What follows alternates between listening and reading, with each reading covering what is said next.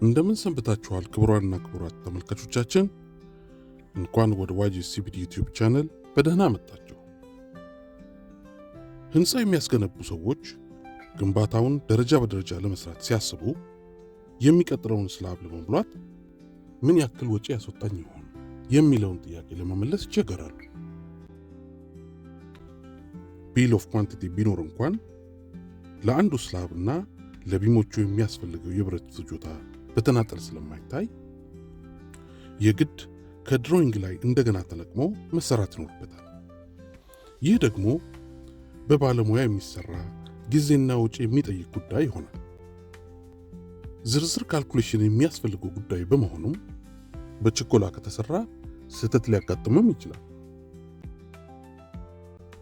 በዚህ ቪዲዮ አንድ የወለል ስላብ ለመስራት የሚያስፈልገውን ወጪ በተመለከተ ለአጠቃላይ መነሻ የሚሆን ግምት እንዴት ቀለል ባለ መንገድ ማዘጋጀት እንደምንችል እናያለን።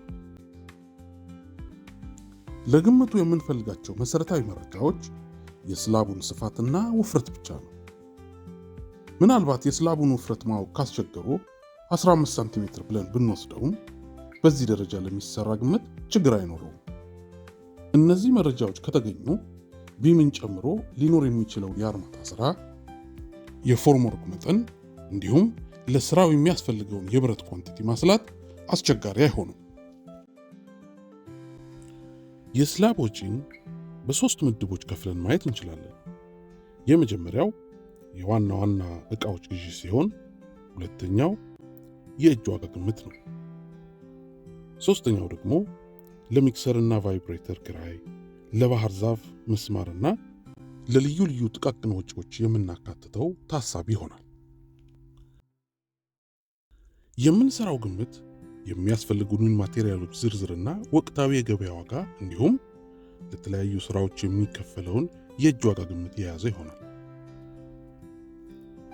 በመጨረሻም በዚህ ስሌት መሰረት በ2018 ዓ.ም አዲስ አበባ ላይ የስላብ ዋጋ በካሬ ሜትር እና የእጅ ዋጋ በካሬ ሜትር ስንት እንደሚመጣ እናስቀምጥልዎታለን። እንደተለመደው ቪዲዮዎቻችንን ላይክ እና ሼር በማድረግ ቻናላችንን ለማሳደግ እያደረጋችሁልን ላለው ትብብር ልባዊ ምስጋናችንን እያቀረብን ወደ ዛሬው ዝግጅታችን በቀጥታ እናልፋለን።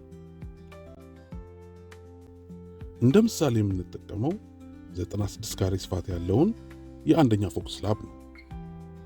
በመጀመሪያ የአርማታ ስራን እንመልከት። ስላቡ 15 ሳንቲሜትር ውፍረት ያለው ስለሆነ የስላቡ የአርማታ ፍጆታ 96 ሲባዛ በ0.15 ማለትም 14.4 ሜትር ኪዩብ ነው። ነገር ግን ስላቡን የሚደግፉት ቢሞች ተጨማሪ አርማታ ስለሚወስዱ ለዚህ ማስተካከያ 30% እንጨምራለን። ስለዚህ የሚኖርን የአርማታ ስራ 14.4 ሲባዛ በ1.3 ማለትም 19 ሜትር ኪዩብ ገደማ ይሆናል ማለት ነው። በአገራችን በተለመደው አሰራር መሰረት ለ1 ሜትር ኪዩብ አርማታ የሚያስፈልጉትን ማቴሪያሎች ፍጆታ ለማስላት የምንጠቀመው የሚከተሉትን ታሳቢዎች ነው። ሲሚንቶ 3.6 ኩንታል፣ አሸዋ 0.5 ሜትር ኪዩብ፣ ጠጠር 0.75 ሜትር ኪዩብ። ስለዚህ ለ19 ሜትር ኪዩብ አርማታ 68 ኩንታል ሲሚንቶ፣ 10 ሜትር ኪዩብ አሸዋና 14 ሜትር ኪዩብ ጠጠር ያስፈልገናል። ይህንን በወቅቱ ዋጋ ወደ ገንዘብ ስንቀይረው ለ68 ኩንታል ሲሚንቶ 78 ሺህ ብር፣ ለ10 ሜትር ኪዩብ አሸዋ 38 ሺህ ብር፣ ለ14 ሜትር ኪዩብ ጠጠር 35 ሺህ ብር ይሆናል ማለት ነው። ቀጥለን ፎርምወርክን እንመልከት። አስቀድመን እንደገለጽነው የወለሉ ስፋት 96 ካሬ ቢሆንም የቢሞችንም ፎርምወርክ ማካተት ስለሚኖርብን 45% ጨምረን 140 ካሬ ገደማ ብለን እንወስደዋለን። ለዚህ ስራ የምንጠቀምበት አንድ ፕላይውድ ስፋት 3 ካሬ ሜትር ገደማ ስለሆነ ተቆራርጦ የሚባክነውን ጨምረን 50 ፕላይውድ ያስፈልገናል ማለት ነው። ስለዚህ አንዱ ፕላይውድ 2200 ብር ነው ብንል 110,000 ብር መመደብ ይኖርብናል። እዚህ ላይ ይህ በመጀመሪያ ላይ የምንገዛው ፕላይውድ ትልቅ ወጪ ቢመስልም በጥንቃቄ ከተሰራበት እስከ 3 ጊዜ ያክል በተደጋጋሚ ሊያገለግል እንደሚችል ማስታወስ ጠቃሚ ነው። በሌላ በኩል የምንሰራው አንድ ፎቅ ብቻ ከሆነ ፕላይውዱን ለአንድ ወለል ብቻ ተጠቅመንበት ሊባክን ስለሚችል ፓኔል መከራየት የተሻለ ይሆናል። ሌላኛው ትልቅ ወጪ የአርማታ ብረት ወይም ፌሮ ነው። ለመኖሪያ ቤት ስላብና ቢም ስራ 1 ሜትር ኪዩብ አርማታ 130 ኪሎ ብረት ሊፈጅ ይችላል ብለን ብንወስድ ለ19 ሜትር ኪዩቡ 2470 ኪሎ ብረት ያስፈልገናል ማለት ነው። በወቅቱ ዋጋ መሰረት 2470 ኪሎን በ185 ብር ስናባዛው 457,000 ብር ይመጣል ማለት ነው። ስለሆነም ለዋና ዋና ማቴሪያሎች የሚያስፈልገን ጠቅላላ ወጪ 718,000 ብር ይሆናል ማለት ነው። ወደ እጅ ዋጋ ስንመጣ መጀመሪያ ፎርምወርክን እናገኛለን። የእጅ ዋጋ ኮንትራት ዋጋን በካሬ 350 ብር ብንወስድ ለ140 ካሬ ሜትሩ 49,000 ብር ገደማ ይመጣል።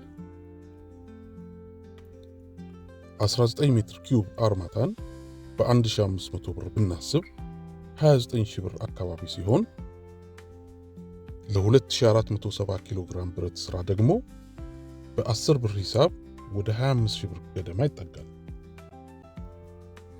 የተቋራጩን ትርፍ ጨምሮ ለእጅ ዋጋ የሚያስፈልገው ወጪ 103,000 ብር ይመጣል ማለት ነው።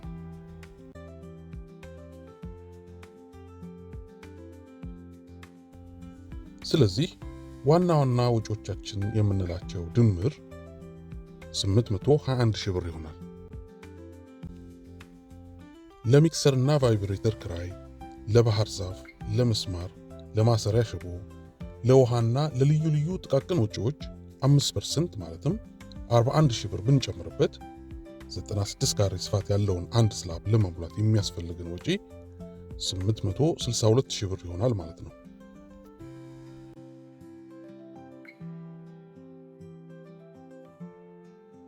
ይህም ለሙሉ ስራው በካሬ ሜትር 9,000 ብር አካባቢ እንደማለት ነው።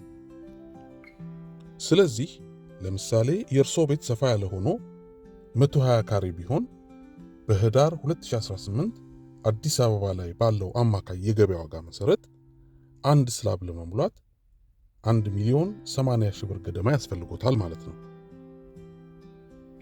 የእጅ ዋጋ ብቻውን ደግሞ 103,000 ሲካፈል ለ96 ማለትም በካሬ 1,100 ብር ስለሆነ ለ120 ካሬው 132,000 ብር ይመጣል።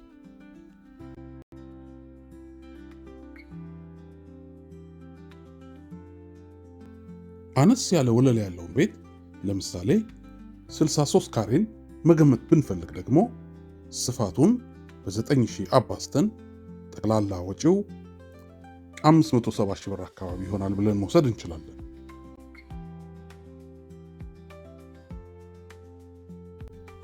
የእጅ ዋጋ ብቻውን ደግሞ 63 ሲባዛ በ1100 ስለሆነ ግምቱ 69,000 ብር ይመጣል።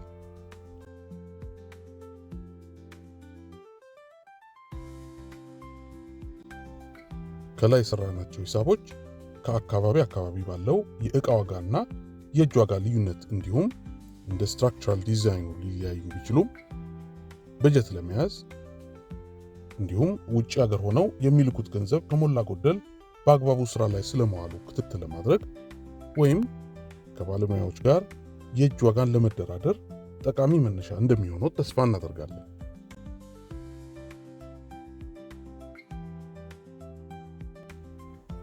ቪዲዮውን ከወደዱት ላይክ ቢያደርጉና ለወዳጅ ዘመድ ቢያጋሩ፣ በዝግጅታችን ላይ ያሉትን ሐሳብ ደግሞ በኮሜንት ቢጽፉልን ተመሳሳይ ስራዎች እንድናቀርብ ትልቅ እገዛ ይሆነናል። የሚቀጥለው ቪዲዮ እንዳያመልጦ የደወል ምልክቷን ክሊክ ማድረግም አይርሱ። በዋይጂሲቢዲ ዩቲዩብ ቻናል ለቤት ሰሪዎች ጠቃሚ ሆኑ የተለያዩ ግንባታ ነክ እውቀቶች እንዲሁም ለሀገራችን በሚስማማ መልኩ ያዘጋጀነውን ዋይጂሲቢዲ ሶፍትዌርን በመጠቀም አዲስ አበባ ውስጥና በተለያዩ የክልል ከተሞች የሚሰሩ ከሰርቪስ ቤት እስከ G+4 ያላቸውን ህንፃዎች ግምት በየወቅቱ እናቀርባለን።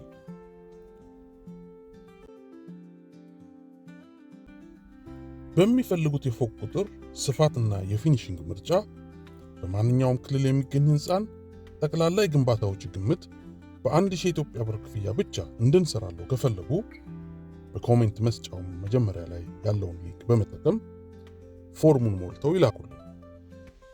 ሌላ አይነት የግንባታ ነክ ግምት እንድንሰራለው ከፈለጉ ወይም የተለየ ጥያቄ ካሉት ደግሞ በእነዚህ አድራሻዎች ይጻፉልን።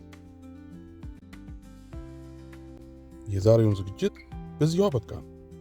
እስከ መጨረሻው ስለተከታተሉን እጅግ እናመሰግናለን።